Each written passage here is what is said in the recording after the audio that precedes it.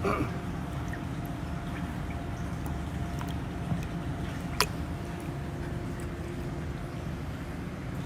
everyone, welcome back.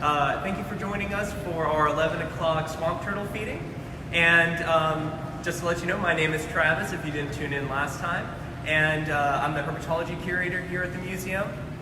And I've got a lot of excellent treats for our swamp turtles today. So I'll tell you a little bit about what I'm feeding. Actually, what I did was went out and collected some fresh grown collard greens that our horticulturist Daryl has been growing in the back there. So they're going to enjoy some really nice fresh greens today. I've also got, I don't know if anyone was watching last week, but this is some of that fish jello that I was referring to. And like I said, it doesn't sound very appetizing, but let me tell you, these guys will go crazy for it. It's just chock full of good nutrition, and it's got a really good texture for them. I've also got some fresh strawberries that I cut up and some zucchini. From Yassi Heron, Liam, age 5, wants to know, how many turtles do you have and how big will they grow to be? Well, if you're talking about the turtles that we have here in the swamp, we have 8 total, and that's divided across 3 different species that we have here. So if you can see this, I'll kind of point them out. So we've got northern red-bellied cooters right here. We've got eastern river cooters, and we also have a yellow-bellied slider that is, where is he? He's right here, actually. So that's this guy. And all of these can commonly be found in Virginia. And, they're just 3 of a small handful of the species that you can find out in lakes all across Virginia. And, a lot of these guys were rescues of one variety or another. And on that note, they're awesome to, I love turtles. But we do actually get a lot of calls from people in the area asking us to take in any pet turtles, and I'd love to take in as many as I can, but unfortunately, we can only house as many that are going to be comfortable. Is the water kept warm? What temperature is this exhibit? So right now it's warming up to, during the wintertime it was a little bit cooler to kind of match that seasonal cycle. Right now, I think it's hovering in the high 60s, and it'll continue to increase into the 70s as things warm up a little bit when we get into the summer. From Amy Patrick, how fast do they swim? Ooh, that's a really good question.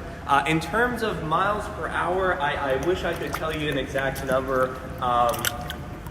Honestly, I can say that they could swim faster than we could swim, for sure. Once they get startled and they really are trying to get away, they can swim extraordinarily fast.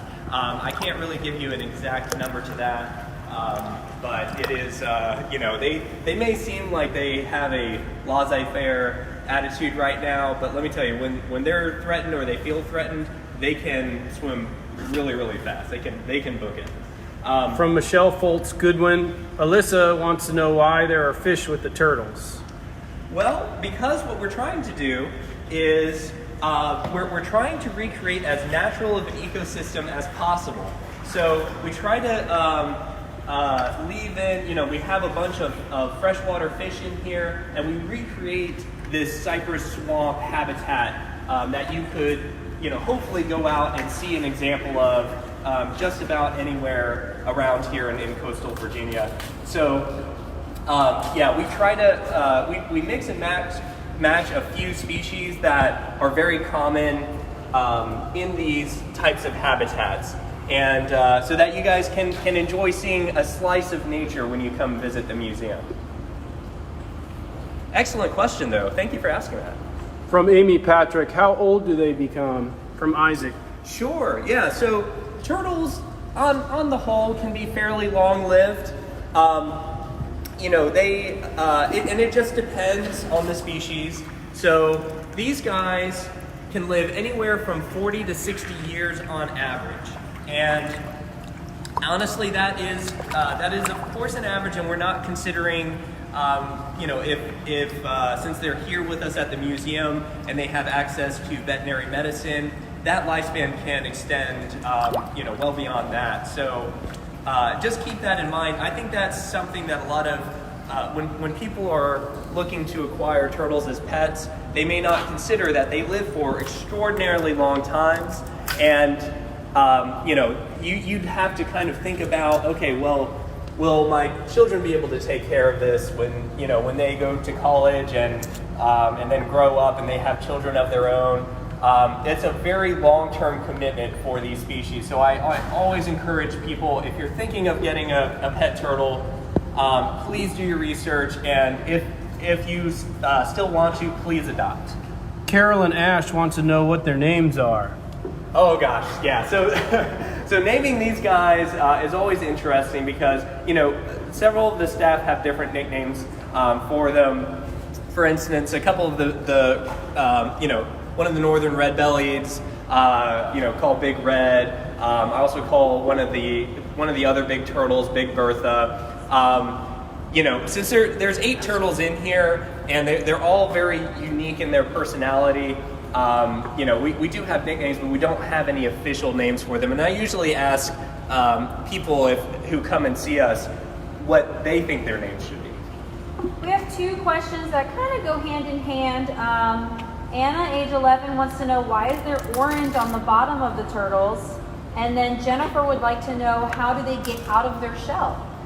Oh, interesting questions. Well, so the orange on the bottom of the shell, so that is what you're looking at is the northern red-bellied cooter.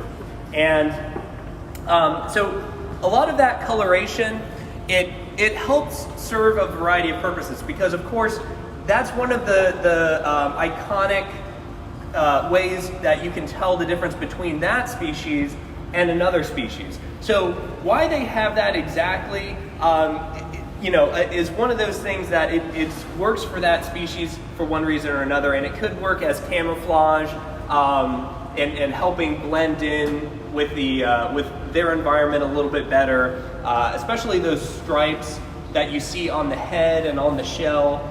When turtles are underwater, that really helps them blend in with that trick of the light as the sun is penetrating through the water. So for that particular species, it works for them, and for others, that's why they don't really have that red tinge.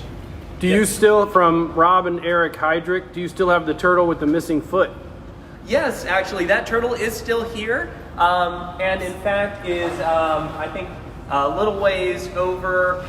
You may see it come up here on the feed, but yeah, she has been doing excellent this whole time. She's been really thriving, and even with 3 legs, they get around just fine because they're able to balance themselves in the water.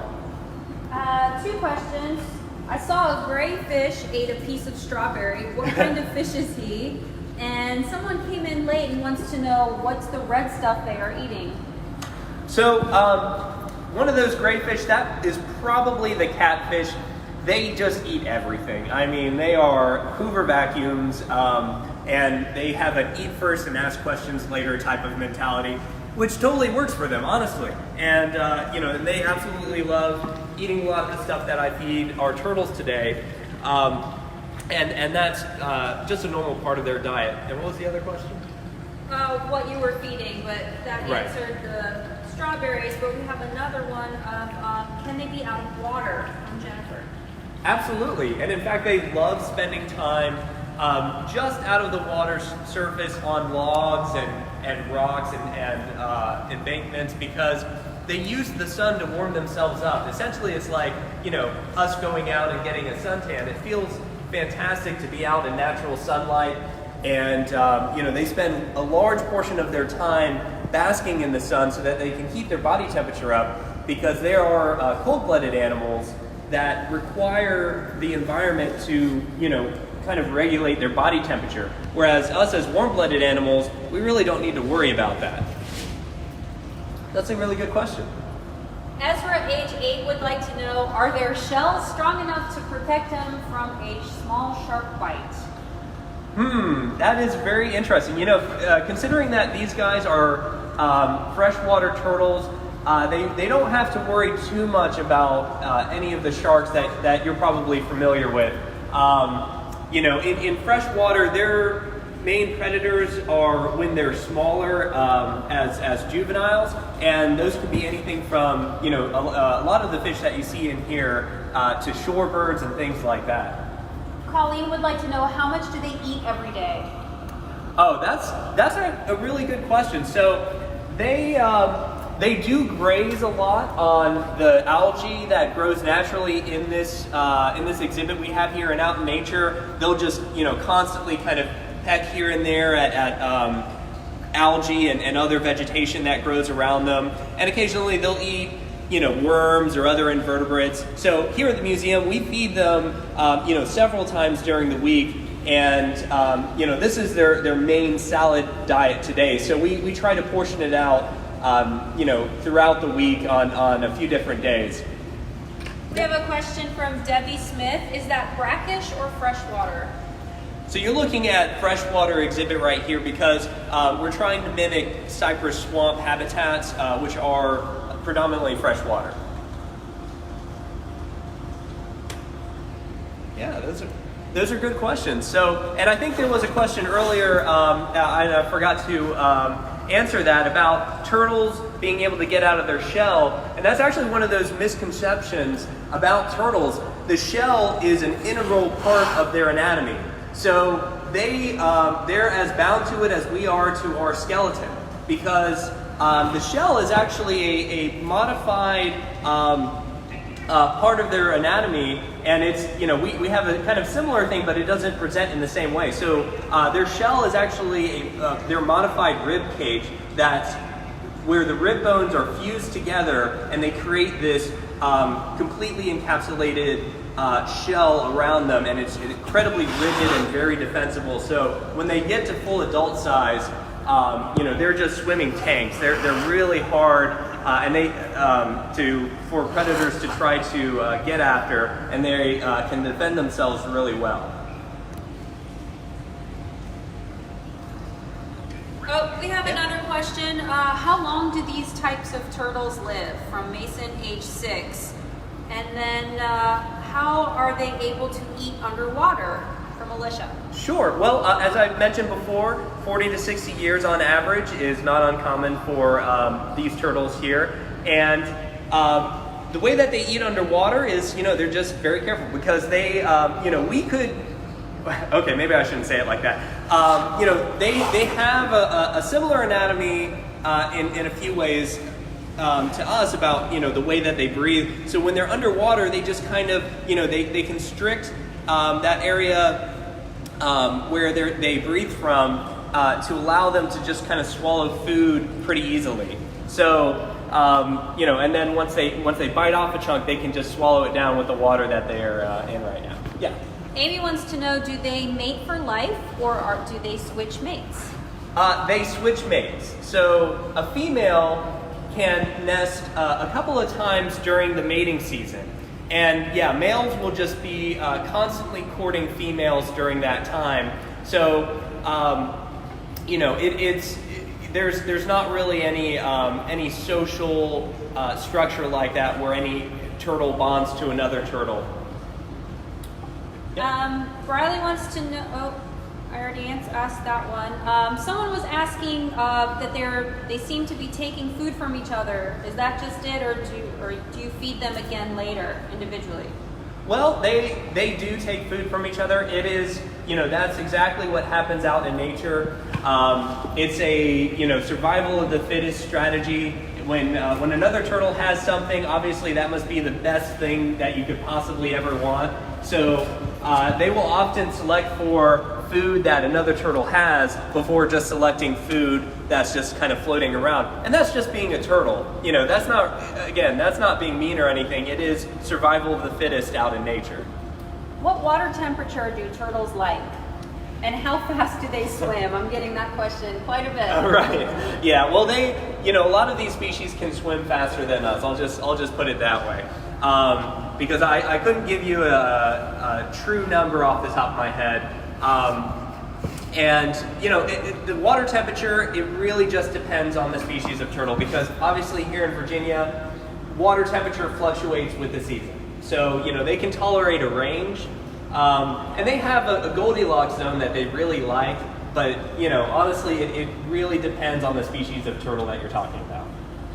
Catherine would like to know, where can you find them in the wild? Everywhere that there's fresh water, so that can be lakes, swamps, streams, ponds, ditches, anywhere that they might feel comfortable and there's a food source and that there's fresh water. We have a really great question. Matt would like to know, if you could be a turtle, what kind of turtle would you be? Oh, that's a good question. If I could be any turtle, there's just so many great ones. Honestly, tortoises kind of have a place in my heart, because they're they're just so tough, and they're just so prehistoric, and they just take life at the pace that they want to take it. So I can totally identify with that. I wouldn't mind being a tortoise even for a day. These are all great questions, and I just wanted to say thank you all so much for tuning in. This has been a great experience, and I'm really glad you were able to see our turtles kind of do what they do naturally. I just wanted to mention, please tune in later today at 2:30 where we'll have another Facebook Live session.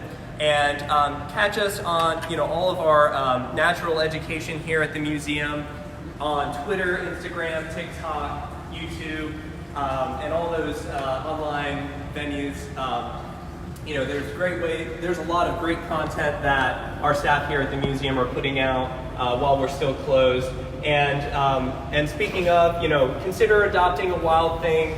While we're closed, it'll help raise a little bit of money so that we can, continue doing what we're doing and putting out this content. And, catch us on the VLM.org, our website, so that you can stay up to date on all of this. All right, thanks so much, guys. I'll see you later.